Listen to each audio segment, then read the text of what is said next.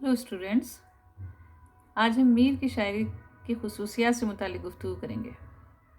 देखिए, कल के वीडियो में हमने मीर के हालात ज़िंदगी को समझा था। उनकी ज़िंदगी के अहम वाक़यात, उनकी शख्सियत और उनके अहद पर हमने गुफ्तगू की थी। इसकी वजह यह है कि किसी भी शायर के कलाम को समझने के लिए, किसी भी शायर के कलाम की खसूसियात को समझने के लिए ज़रूरी होता है कि हम उसकी ज़िंदगी को समझें, उसकी ज़िंदगी के बारे में हमें मालूमात हासिल हों और हम उसके अहद को जानते हों। क्योंकि इन सब का असर जो है वो शायरी पर पड़ता है। इसलिए शायरी को हम बेहतर तौर पर समझने के लिए शायर को जानना ज़रूरी होता है। तो वो हम पिछले वीडियो में कर चुके हैं। अब इस वीडियो में हम मीर के शायरी की खसूसियात को समझने की कोशिश करते हैं, उनकी गज़लगोई की खसूसियात को समझने की कोशिश करते हैं। देखिए, मीर जो हैं वो अजीम शायर हैं जिनकी अज़मत का एतराफ़ तमाम असातिज़ा शुराए उर्दू ने किया है। मतलब उनको हर शायर ने उनके आगे सर झुकाया है, उन्हें अपना उस्ताद तसव्वुर किया है और उनकी अज़मत को तस्लीम किया है। इसकी वजह ये है कि मीर जो हैं उनकी गज़लों के अंदर ख़याल और ज़बान की सादगी बहुत पाई जाती है, दर्द व असर बहुत पाया जाता है। उनको खुदाए सुखन का लक़ब दिया गया सिर्फ़ उनकी शायरी की खसूसियात की वजह से, उनकी गज़लों की खसूसियात की वजह से। उनकी जो गज़लें हैं उसके अंदर जो ख़याल और ज़बान की सादगी है उससे हर दिल मुतासिर होता है, और जो दर्द व असर और सोज़ गुदास पाया जाता है उससे उनकी शायरी के अंदर, उनके शायरी को पढ़ने वाला जो है, हर पढ़ने वाला जो है उसका दिल मुट्ठी में आ जाता है, उसके दिल बेकरार हो जाता है। ये उनकी खसूसियात हैं, बुनियादी खसूसियात हैं। इन्हें हम धीरे धीरे समझते हैं तफसील के साथ। देखिए, सबसे पहली बात तो सबसे बुनियादी सिफत जो मीर की कलाम के अंदर पाई जाती है वो है ज़बान और ख़याल की सादगी। उनके यहाँ इश्क व मोहब्बत जो है वो बुनियादी मौजू है मीर के यहाँ, लेकिन इश्क व मोहब्बत की बहुत सादा जज्बात का इजहार करते हैं वो, और उसके अंदर उन्होंने उसका इजहार इस तरह किया है कि वो हर दिल की आवाज़ बन गई है।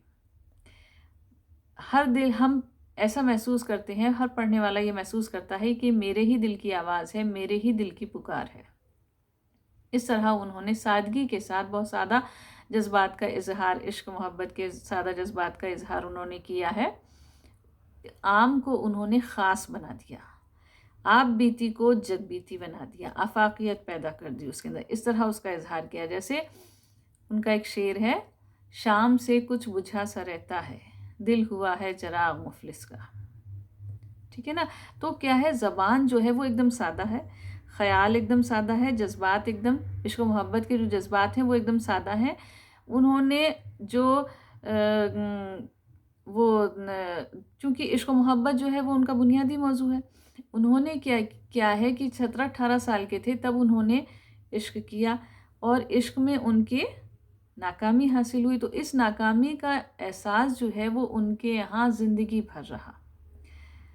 बाद में भी उन्होंने इश्क किए हैं, निगाह के मरकज़ बदलते रहे, लेकिन क्या हुआ कि वो इश्क मजाजी से इश्क हकीकी की सरहदों में भी दाखिल हुए हैं, लेकिन इस मौजू पर उन्होंने कसरत से लिखा है। जिस तरह लिखा है वो बहुत सादगी है उसके अंदर पाई जाती है, और बहुत ज़्यादा पुरअसर तरीके से उन्होंने इश्क मोहब्बत के जज्बात का इजहार किया है। दूसरी बात यह है कि उनके यहाँ ज़बान की सादगी पाई जाती है। ज़बान जो है उनके यहाँ बहुत सादा, आम फहम है, मुहावरे की सफाई है उनके यहाँ, रोज़मर्रा और मुहावरे की सफाई पाई जाती है उनके यहाँ।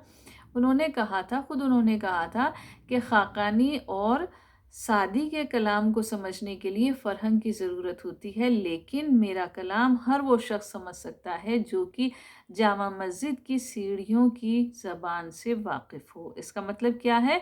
इसका मतलब ये है कि वो आम फहम ज़बान इस्तेमाल कर रहे हैं, और हम पढ़ते हैं तो हमें भी एहसास होता है कि उनकी ज़बान बहुत आसान है। उन्होंने, हालांकि वो उन लोगों में हैं जिन्होंने गज़ल के अंदर, उर्दू गज़ल के अंदर फ़ारसी के अल्फाज और तराकीब का इस्तेमाल कसरत से किया है। ٹھیک ہے نا. انہوں نے جو ہندی کے کرخت الفاظ تھے اس سے پہلے انہیں علیحدہ کر کے انہوں نے فارسی کے نرم و ملائم الفاظ استعمال کیے، لیکن ان کا کلام مشکل نہیں ہے. اس کے باوجود ان کا کلام مشکل نہیں ہے، بلکہ سیدھے سادہ زبان استعمال کی ہے، سادہ الفاظ کا استعمال کیا ہے انہوں نے. اور جو تشبیہات اور استعارات استعمال کرتے ہیں وہ بہت سادہ ہوتی ہیں، عام مشاہدے کی ہوتی ہیں. جیسے ان کے مشہور اشعار ہیں: میر ان نیم باز آنکھوں میں، ساری مستی شراب کی سی ہے، نازکی اس کے لب کی کیا کہیے، پنکھڑی ایک گلاب کی سی ہے. ٹھیک ہے نا. تو یہ کیا ہے کہ زبان بھی سادہ ہے، تشبیہات استعارات بھی سادہ ہیں جو ہمارے مشاہدے کے اندر ہیں، ہم اسے بہت اچھی طرح سمجھ سکتے ہیں اور اثر پایا جاتا ہے. سب سے بڑی بات یہ ہے کہ جو ان کے کلام کے اندر اثر ہے وہ ہمارے دل کو اپیل کرتا ہے. یہ ان کی زبان کی اور ان کے خیال کی سادگی کی وجہ سے ہے. ٹھیک ہے. پھر کیا آتا ہے کہ میر جو ہیں ان کے کلام کے اندر درد و اثر بہت پایا جاتا ہے. درد و اثر کیوں پایا جاتا ہے؟ سوز و گداز بہت پایا جاتا ہے. کیوں پایا جاتا ہے؟ اس کی وجہ یہ ہے کہ میر نے ساری زندگی تکلیفیں اٹھائیں، اور اتنی تکلیفیں، اتنے درد اٹھائے ہیں انہوں نے، اتنی مصیبتیں اٹھائی ہیں کہ ان کے جگر جو ہے وہ چھلنی ہو گیا. تو اس کی وجہ سے ان کے کلام کے اندر سوز و گداز بہت پیدا ہوا. ٹھیک ہے. ان کے کل ہم نے جب بات کی تھی کل کے ویڈیو میں، تب ہم نے آپ کو ان کی زندگی کے حالات بتائے تھے. تو اس وقت ہم نے آپ کو بتایا تھا کہ بچپن کے اندر ان کے والد کا انتقال ہو گیا تھا. جو سید امان اللہ تھے، جو شفیق شخصیت تھی ان کے سر پہ ہاتھ رکھنے والی، وہ ان سے محبت کرتے تھے بہت. ان کی تربیت بھی ان کے زیر سایہ ہوئی تھی. تو وہ بھی بچپن میں ہی چلے گئے تھے. پھر ان کو عشق میں ناکامی حاصل ہوئی. دلی جسے یہ بہت محبوب رکھتے تھے، جس شہر کو، اس شہر کی بربادی انہوں نے اپنی آنکھوں سے دیکھی. دلی کو چھوڑ جانے کا غم ان کے ساتھ رہا. تو یہ ساری باتیں تھیں، یہ سارے دکھ تھے، جس سے یہ کیا ہے کہ ان کے کلام کے اندر بہت زیادہ درد پیدا ہوا، اثر پیدا ہوا، سوز و گداز پیدا ہو گیا. ان سب تمام مصائب کی وجہ سے بہت اثر ہوا. ان کا جو عشق میں ناکامی انہیں حاصل ہوئی ہے، اس کی وجہ سے ان کے کلام میں ایک نشتریت پیدا ہوئی. وہ نشتریت چغلی کھاتی ہے کہ واقعی کسی چوٹ کھائے ہوئے دل کی آواز ہے. جیسے ان کے تمام اشعار دیکھ لو تم. ایک شعر ان کا ہے: آگے کسو کہ کیا کریں دستے تمام، انہوں نے کہا تھا کہ جیسے مطلب ان کے تمام وہ جو ہیں اشعار جو ہیں اس کے اندر مطلب ہمارے آگے تیرا جب کسوں نے نام لیا، دلے ستم زدہ کو ہم نے تھام تھام لیا. اس طرح کے اشعار ان کے کلام کے اندر پائے جاتے ہیں جس میں نشتریت ہے. ٹھیک ہے نا. یا پھر دلی کا جو غم ہے، دلی کی بربادی کا غم ہے، وہ ان کو بہت زیادہ تکلیف دیتا ہے. وہ اس کو بہت محبوب سمجھتے تھے اپنے شہر کو، اور اس کی تباہی انہوں نے اپنی آنکھوں سے دیکھی تھی. ہزاروں لوگوں کا ختم ہو جانا، مر جانا، لاشوں میں بدل جانا، ہے نا. محلے کے محلے تباہ ہو گئے. نادر شاہ کا حملہ جو تھا اس وقت انہوں نے وہ دیکھا کہ کس طرح لوٹ مار ہوئی تھی، کس طرح لوگوں کو مارا گیا تھا. تو انہوں نے جو اپنے غم کو زمانے کے غم کے ساتھ ملا کر کے پیش کیا. دل کی ویرانی کا کیا مذکور ہے، یہ نگر 100 مرتبہ لوٹا گیا. تو اس طرح کے اشعار جو ہیں وہ ہمیں ہمارے دل پر اثر کرتے ہیں. ہمارا دل ایسا لگتا ہے جیسے کسی نے مٹھی میں لے لیا ہو، ہے نا. تو یہ سب باتیں تھیں جس کی وجہ سے وہ عبدالقادر روحیلے تک جو ظلم و ستم ہوا ہے، عبدالقادر روحیلے نے جو ظلم و ستم کیا ہے، بادشاہ جو تخت پر بیٹھے تھے وہ تخت سے کس طرح اتار دیے گئے، ان کو قتل کر دیا گیا صرف حکومت کی وجہ سے. چھوٹی چھوٹی باتوں کی وجہ، اندرونی سازشیں ہو رہی تھیں، باہری حملے تھے، جاٹوں، مراٹھوں، ابدالیوں، روحیلوں کے حملے تھے. تو یہ سب چیزیں جو تھیں، یہ ایک عہد کی تاریخ ہے جو ہمیں میر کے کلام کے اندر، میر کی غزلوں کے اندر ملتی ہے. میر جو ہیں وہ غزل جو ہے وہ اشاریت پائی جاتی ہے. تو وہ اشاروں کے اندر اپنے عہد کی تاریخ لکھ دیتے ہیں. جیسے شہاں کے کوہلے جواہر تھے خاک پا جن کی، انہی کی آنکھوں میں پھرتی سلائیاں دیکھی.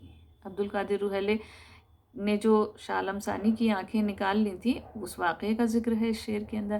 یا پھر دلی میں آج بھیک بھی ملتی نہیں انہیں، تھکل تلک دماغ جنہیں تخت و تاج کا. تو بادشاہ کس طرح حکومت کو حاصل کرنے کے لیے تخت پر سے اتارے جا رہے تھے، کس طرح آج جو حکومت میں ہے، آج جو پاور کے اندر ہے، وہ کل کس طرح زمین پر آ گیا ہے. کہہ رہے ہیں دلی میں آج بھیک بھی ملتی نہیں انہیں، تھکل تلک دماغ جنہیں تخت و تاج کا. تو یہ واقعہ کتنا بڑا واقعہ ہے کہ ایک آج جو عروج پر ہے وہ کل اس کا زوال دیکھ لیا. تو یہ چیزیں جو تھیں وہ میر اپنی آنکھوں سے دیکھ رہے تھے اور وہ اپنی کلام کے اندر، اپنی غزلوں کے اندر اس کو بیان کر رہے تھے. تو یہ ساری چیزیں جو تھیں وہ ان کو وہ کر رہا تھا. لیکن میر جو ہے وہ درد مندی پائی جاتی ہے، جو یہ ہے یہی ان کی عظمت ہے. تو لیکن کیا ہے کہ ان کے یہاں درد و غم کی بے شمار تصویریں ہیں، لیکن اس کے باوجود انہیں ہم قنوتی نہیں کہہ سکتے. ان کے ظرافت کے پہلو بھی پائے جاتے ہیں، شگفتگی بھی ہے میر کے کلام کے اندر، اس لیے وہ قنوتی نہیں ہے.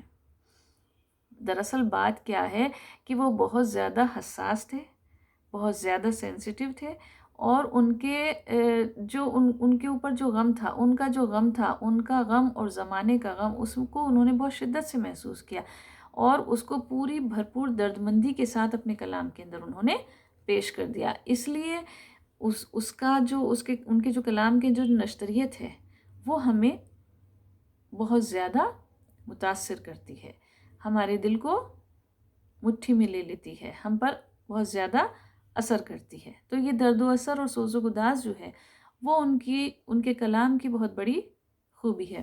اس کے علاوہ کیا ہے کہ میر کے کلام کے اندر موسیقیت بہت پائی جاتی ہے.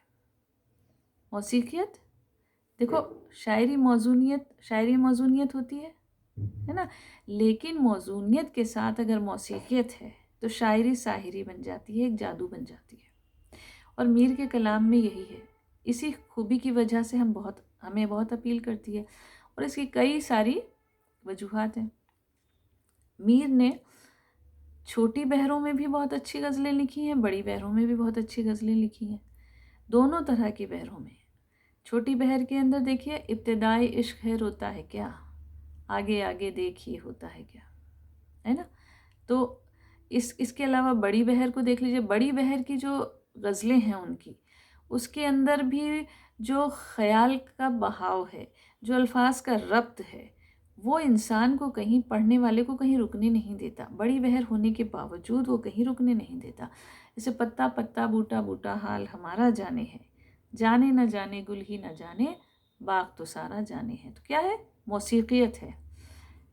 ہم اس کو ایک ترنم میں گا سکتے ہیں اور بہت خوبی کے ساتھ، ٹھیک ہے نا. یا پھر انہوں نے جو ہے وہ قافیوں کی تکرار سے بھی انہوں نے موسیقیت پیدا کی ہے، ٹھیک ہے نا. جیسے گلشن میں آگ لگ رہی تھی رنگ گل سے میر، گلشن میں آگ لگ رہی تھی رنگ گل سے میر، بلبل پکاری دیکھ کے صاحب پرے پرے. کیا ہے یہ؟ قافیے کی تکرار ہے اس کے اندر. یا پھر الفاظ کی تکرار بھی ان کے یہاں پائی جاتی ہے نا. عالم عالم عشق و جنوں ہے، عالم عالم عشق و جنوں ہے، دنیا دنیا تہمت ہے، دریا دریا روتا ہوں میں، صحرا صحرا وحشت ہے. تو یہ ان کے اشعار ہیں، ان کی خصوصیات ہیں جو کہ ہمیں اپیل کرتی ہے، اور ہر زمانے کے ناقدین نے ان کی تعریف کی ہے. چاہے وہ عام انسان ہو، چاہے وہ ادب کے ناقدین ہوں، چاہے وہ اساتذہ ہوں اردو شاعری کے، ہر کوئی ان کی عظمت کو تسلیم کرتا ہے. ان کے 72 نشتر مشہور ہیں، لیکن ہر انسان ان کا انتخاب جو ہے وہ اپنے حساب سے کرتا ہے، تو وہ بہت زیادہ ہو جاتے ہیں، ان کی تعداد بڑھ جاتی ہے. تو یہ بھی ان کی شاعری کی بہت بڑی عظمت ہے. تو میر جو ہیں وہ زندگی بھر دکھ اٹھاتے رہے. ایسا نہیں ہے دیکھو کہ وہ عیش و عشرت حاصل نہیں کر سکتے تھے، کر سکتے تھے، وہ بھی خوشحال زندگی گزار سکتے تھے. کیونکہ جو وہ ان کا دور کیا تھا؟ جاگیرداروں کا دور اور نوابوں کا دور تھا. اور اس دور کے اندر جو نواب تھے، جو بادشاہ تھے، وہ اپنے دربار سے وابستہ کرنے میں میر کو وابستہ کرنے میں بہت فخر محسوس کرتے تھے، کیونکہ انہیں احساس تھا میر کی شاعری کی عظمت کا، تو وہ خود چاہتے تھے کہ ہمارے دربار سے میر وابستہ ہو جائیں۔ لیکن میر کا جو مزاج تھا، میر جو تھے وہ بہت زیادہ خوددار تھے، ان کا جو مزاج تھا وہ کسی نواب کی، کسی بادشاہ کی ڈیوڑی پر جانے، ان کے دربار میں جانے کے بجائے وہ اپنی ڈیوڑی پہ رہنا پسند کرتے تھے۔ وہ اپنی خودداری کو اپنی بدمزاجی کہتے ہیں، لیکن یہی خودداری ہے جس کی وجہ سے وہ ساری زندگی پریشانی میں مبتلا رہے، اقتصادی مسائل کے اندر گرفتار رہے، اور ان تمام چیزوں نے، ان کے دکھوں نے، جو الگ الگ طرح کے، ان کا ذات کا دکھ بھی تھا اور ان کے زمانے کا دکھ بھی تھا، تو ان مصائب نے ان کی شاعری کے اندر جو سوز و گداز اور اثر پیدا کیا وہ ہمیں بہت زیادہ اپیل کرتا ہے۔ تو یہ میر کی شاعری کی خصوصیات تھیں آج ہم نے جس پر گفتگو کی۔ امید ہے آپ لوگوں کو یہ آسانی سے سمجھ میں آ گیا ہوگا۔ کل ہم کسی اور موضوع پر گفتگو کریں گے۔ Thank you.